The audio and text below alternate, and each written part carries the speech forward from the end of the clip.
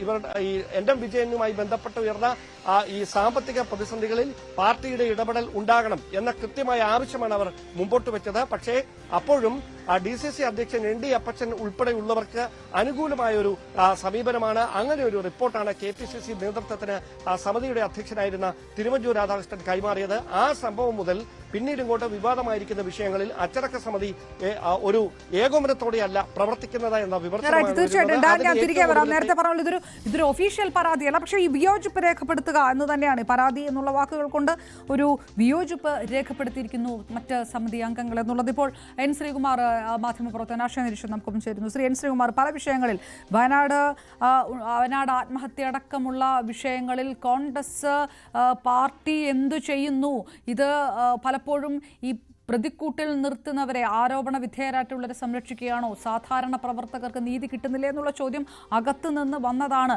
ഏകദേശം അങ്ങനെയുള്ള ചില ഇടപെടലുകളൊക്കെ നടത്തി സമിതി തന്നെ എന്ന തരത്തിലുള്ള വിമർശനമാണ് ഈ തിരുവഞ്ചൂരിനെതിരെ വിമർശനം ഉന്നയിക്കുമ്പോൾ മറ്റ് അംഗങ്ങൾ അർത്ഥമാക്കുന്നത്. അതായത് പാർട്ടിക്കകത്ത് ഈ രീതിയിലല്ല പോകേണ്ടത് എന്ന് പറഞ്ഞവരുണ്ട്, പുറത്തുനിന്നല്ല, ഇതകത്ത് പറഞ്ഞവരുണ്ട്. അത് ശരിവെക്കുന്ന രീതിയിൽ ഒരു പരിപൂർണമായിട്ടുള്ള ഒരു ഉടച്ചു വാർക്കലാണോ വേണ്ടത്? ഇങ്ങനെ സംരക്ഷിച്ചുകൊണ്ട് പാർട്ടി എന്താണ് നേടുക? നോക്കൂ, ഇത് ഈ വാർത്ത നിങ്ങൾക്ക് എവിടെ നിന്ന് കിട്ടിയെന്ന് എനിക്കറിയില്ല. പക്ഷേ അച്ചടക്ക സമിതി എന്ന് പറയുന്നതിന് അതിന് ഒരു മാനദണ്ഡമുണ്ട്. ആ മാനദണ്ഡം എന്ന് വെച്ചാല് അതിന്റെ അംഗങ്ങളായിട്ട് ആലോചിക്കുന്നതിന് മുമ്പ് അച്ചടക്ക സമിതി ചെയർമാൻ ബന്ധപ്പെട്ട KPCCയുടെ ഭാരവാഹികളുമായിട്ട് ഇക്കാര്യത്തെക്കുറിച്ച് അവലോകനം നടത്തും. അതിനുശേഷമാണ് അച്ചടക്ക സമിതിയിൽ ഇത് വിഷയം അവതരിപ്പിക്കുക.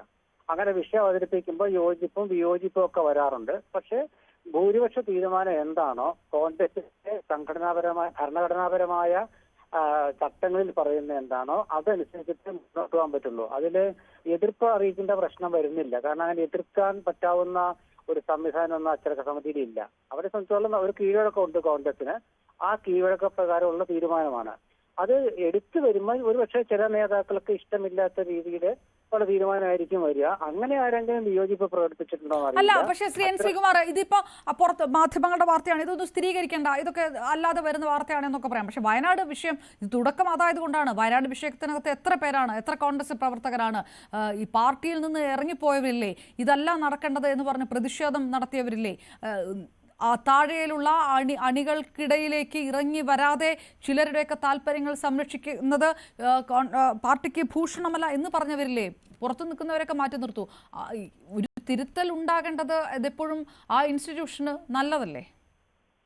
അല്ല, ഞാൻ പറഞ്ഞ അച്ചടക്ക സമിതിയുടെ കാര്യമാണല്ലോ ഇപ്പൊ ചർച്ച ചെയ്യുന്നത്. അച്ചടക്ക സമിതി എന്ന് പറഞ്ഞാല് കോൺഗ്രസിന്റെ സംഘടനാപരമായി രൂപീകരിക്കപ്പെട്ട ഒരു സമിതിയാണ്. ആ സമിതിയുടെ ചെയർമാനും അംഗങ്ങളും എടുക്കുന്ന തീരുമാനം ഒരാൾ തെറ്റ് ചെയ്തിട്ടുണ്ടെങ്കിൽ ആ കാര്യത്തിൽ മാത്രമേ ഉള്ളൂ. അപ്പൊ തെറ്റ് ചെയ്തു എന്ന് ബോധ്യപ്പെട്ടാൽ നടപടി എടുക്കും. അതിൽ യോജിപ്പിന്റെ പ്രശ്നമില്ല. പക്ഷെ നടപടി എടുത്തതിന് ശേഷം ഒരു പക്ഷേ ചിലർക്ക് അതിനോട് യോജിപ്പ് ഉണ്ടാകണമെന്നില്ല.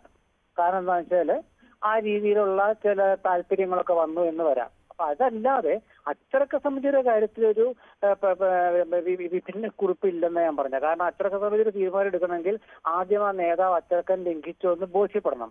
അത് ബോധ്യപ്പെടണമെങ്കിൽ ബന്ധപ്പെട്ട ഏതെങ്കിലും ജില്ലയാണെങ്കിൽ ആ ജില്ലാ DCC പ്രസിഡന്റ്, അതിന്റെ KPCC തലത്തിലാണെങ്കിൽ KPCC ഭാരവാഹികൾ, ഇവരിൽ നിന്നൊക്കെ പ്രാഥമികമായ വിവരം ശേഖരിക്കും. ഇതിന് ശേഷം അച്ചടക്ക സമിതി ആ ആളെ വിളിച്ച് അയാളുടെ അഭിപ്രായം കൂടി ചോദിച്ചതിന് ശേഷം പാർട്ടിക്ക് വിരുദ്ധമായ നിലപാടാണെങ്കിൽ നടപടി എടുക്കും. അതിൽ വേറെ അഭിപ്രായ ഭിന്നത വരില്ല. കാരണം വെച്ചാൽ അച്ചടക്ക സമിതിയിൽ ഒരു എതിരഭിപ്രായമൊക്കെ ജനാധിപത്യ സംവിധാനത്തിൽ ആർക്കും രേഖപ്പെടുത്താം. പക്ഷെ അച്ചടക്ക സമിതിയിൽ അങ്ങനെ വിയോജിപ്പോടുകൂടി ഒരു തീരുമാനം എടുത്തതായിട്ട് കോൺഗ്രസിന്റെ ചരിത്രത്തിലില്ല. കാരണം എന്താ വെച്ചാൽ അതിനു മുമ്പ് തന്നെ ആ ബന്ധപ്പെട്ട ഘടകങ്ങളിൽ ഇന്ന നേതാവ് അച്ചടക്കം ലംഘിച്ചിട്ടുണ്ടോ എന്നൊരു ചോദ്യം ചോദിച്ച് അതിന് ഉത്തരം ലഭിച്ച ശേഷം മാത്രമേ അതിന് മറുപടി എടുക്കാറുള്ളൂ. അല്ല, ശ്രീ N ശ്രീകുമാർ, ഇതിനകത്ത് മറ്റൊരു വിഷയം വേറെ ചില, അതായത് ഈ കോൺഗ്രസുമായി ബന്ധപ്പെട്ട് തെരഞ്ഞെടുപ്പ് അടുക്കുമ്പോൾ ഈ ഭിന്നതയൊക്കെ പുറത്തേക്ക് വരികയാണ്. ജനാധിപത്യ പാർട്ടിയാണ്, ഇതൊക്കെ സ്വാഭാവികമാണെന്ന് പറയുമ്പോൾ മറ്റാർക്കോ വേണ്ടിയിട്ട് ചരട് വലിക്കുകയാണ് തിരുവഞ്ചൂർ എന്നുള്ളൊരു ആരോപണമുണ്ട്. ആ ആരോപണവും പുറത്തു നിൽക്കുന്ന രാഷ്ട്രീയ പാർട്ടികളോ മുന്നണികളോ അല്ലല്ലോ ഉന്നയിക്കുക, അതും അകത്തു നിന്ന് വരുന്നതാണ്. അങ്ങനെ ചില കാര്യങ്ങളൊക്കെ ഏകപക്ഷീയമായ തീരുമാനമെടുക്കുകയാണോ എന്ന് ചോദിക്കുകയാണ്. അതിൽ അച്ചടക്ക സമിതിയെ മാത്രം ബന്ധപ്പെട്ട വിഷയമല്ല വരുന്നത്. അവരുടെ അത് അങ്ങനെ ഒരു പരസ്യമായ ഒരു എതിരഭിപ്രായവും എന്റെ ശ്രദ്ധയിൽ ഇതുവരെ പെട്ടിട്ടില്ല. പുറത്താക്കപ്പെട്ടവരും മാറ്റി നിർത്തപ്പെട്ടവരും ചില അഭിപ്രായങ്ങൾ പറയാറുണ്ട്. അതിപ്പോഴും പറയുന്നുണ്ട്. കാരണം അവർ കോൺഗ്രസിൽ നിന്ന് ആക്കപ്പെടാത്തതെല്ലാം. ഇപ്പൊ കോൺഗ്രസിന്റെ സസ്പെൻഡ് ചെയ്യപ്പെട്ട് മാറ്റി നിർത്തിയത്, പക്ഷെ അവർ കോൺഗ്രസ് വിടുന്നില്ല. അവർ പറഞ്ഞാൽ അവരിപ്പോഴും കോൺഗ്രസ് ആയിട്ട് തന്നെ നിലനിൽക്കുമെന്നാണ്. അപ്പൊ അങ്ങനെയുള്ള ചില എന്തെങ്കിലും അഭിപ്രായം പ്രകടിപ്പിച്ചെന്നോ അറിയില്ല. ചില യൂത്ത് കോൺഗ്രസ് നേതാക്കൾക്കെതിരെ നടപടി എടുത്തിട്ടുണ്ട്. പക്ഷെ ആ യൂത്ത് കോൺഗ്രസ് നേതാക്കൾ ഇപ്പോഴും അവർ കോൺഗ്രസ് വിടാതെ നിൽക്കുകയാണ്. അതുപോലെ തന്നെ KPCC തലത്തിലും ചിലരുണ്ട്. അവരും പാർട്ടി, ഇപ്പൊ ഉദാഹരണം ഞാൻ പറയാം, AV ഗോപിനാഥ് പാലക്കാട്ടുള്ളത്, അദ്ദേഹത്തെ കോൺഗ്രസിൽ നിന്ന് മാറ്റി നിർത്തിയിരിക്കുകയാണ്. പക്ഷെ അദ്ദേഹം പറയുന്നത് അദ്ദേഹം ഇപ്പോഴും കോൺഗ്രസ് ആണെന്നാണ്. അത് മാത്രമല്ല, അദ്ദേഹം പറയുന്ന അഭിപ്രായം കോൺഗ്രസിന്റെ അഭിപ്രായമായിട്ടാണ് വാർത്താ മാധ്യമങ്ങൾ കൈകാര്യം ചെയ്തത്. അങ്ങനത്തെ വിഷയങ്ങളിലൊക്കെ നിങ്ങൾ പറയുന്നത് ശരിയായിരിക്കും. പക്ഷെ അതല്ലാതെ സമീപകാലത്ത് വെച്ചാൽ കഴിഞ്ഞ ഒരു 6-7 വർഷമായിട്ട് കോൺഗ്രസിന്റെ അച്ചടക്കവുമായി ബന്ധപ്പെട്ട സമിതി എടുക്കുന്ന തീരുമാനങ്ങൾ ഒരിടത്തും ചോദ്യം ചെയ്യപ്പെട്ടിട്ടില്ല. ആരെങ്കിലും ചോദ്യം ചെയ്തിട്ടുണ്ടെങ്കിൽ അവർ പാർട്ടിയിൽ നിന്ന് മാറി നിൽക്കുന്നവരോ മാറ്റി നിർത്തപ്പെട്ടവരോ ആയിരിക്കും. റൈറ്റ്, ശരി, നന്ദി എൻ ശ്രീകുമാർ.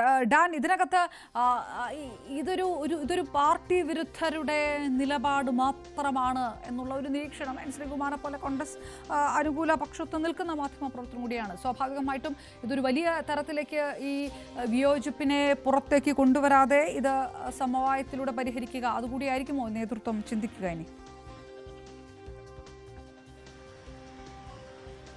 നമ്മൾ നൽകിയ വാർത്തയുമായി ബന്ധപ്പെട്ട് അതിലെ വസ്തുത എന്താണ് എന്ന കൃത്യമായ ബോധ്യത്തോടെ അല്ല അദ്ദേഹം ഇപ്പോൾ അതിന് മറുപടി നൽകിയിരിക്കുന്നത് എന്നതാണ് വസ്തുത. നമ്മൾ നൽകിയിരിക്കുന്ന വാർത്ത അച്ചടക്ക സമിതിയിൽ മതിയായ കൂടിയാലോചനകൾ നടക്കുന്നില്ല. അച്ചടക്ക സമിതി അംഗങ്ങൾ തീരുമാനം എന്താണ്, ചെയർമാൻ നൽകുന്ന റിപ്പോർട്ടിലെ തീരുമാനം എന്താണെന്ന് സമിതി അംഗങ്ങൾ അറിയുന്നില്ല. ഇതാണ് നമ്മൾ ചൂണ്ടിക്കാണിച്ചത്. അതിന് സമിതി എടുത്ത തീരുമാനത്തോട്, സമിതി നൽകിയ തീരുമാനത്തോട് വിയോജിപ്പുള്ളവർ കാണും.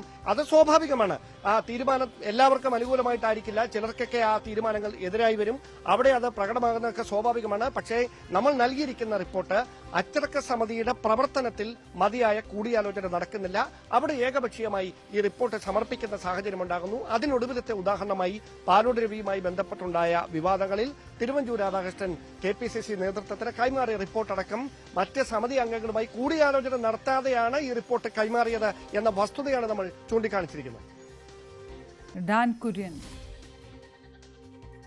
വിവരങ്ങൾ നൽകുന്നത്. ഏതായാലും തിരുവഞ്ചൂരിനെതിരെ KPCC അച്ചടക്ക സമിതി അംഗങ്ങളുടെ വിയോജിപ്പാണ്. ഏകപക്ഷീയമായി തിരുവഞ്ചൂർ തീരുമാനങ്ങൾ എടുക്കുന്നു എന്നുള്ളതാണ് രാഷ്ട്രീയ നിരീക്ഷകർ, കോൺഗ്രസ് അനുകൂല രാഷ്ട്രീയ നിരീക്ഷകരും. പക്ഷേ ഇതൊരു പാർട്ടി വിരുദ്ധ നിലപാട് മാത്രമാണ് എന്നുള്ളൊരു കാര്യമാണ്. അതേസമയത്ത് ഈ തിരുവഞ്ചൂർ രാധാകൃഷ്ണൻ്റെ നിലപാട് മറ്റ് പലരുടെയും ഇടപെടൽ കൊണ്ട് അദ്ദേഹം സ്വാധീനിക്കപ്പെടുകയാണ്. അങ്ങനെ ഏകപക്ഷീയമായ തീരുമാനത്തിലേക്ക് പോകുന്നു എന്ന തരത്തിലുള്ള ധ്വനിയിൽ കൂടിയാണ് ഈ വിയോജിപ്പ് വ്യക്തമാക്കിയിരിക്കുന്നത് എന്നാണ് അറിയുന്നത്. എന്താണ് നേതൃത്വം സ്വീകരിക്കുക ഈ നിലപാടിൽ എന്നുള്ളത് കൂടിയാണ് ഇനി കണ്ടറിയാനുള്ളത്.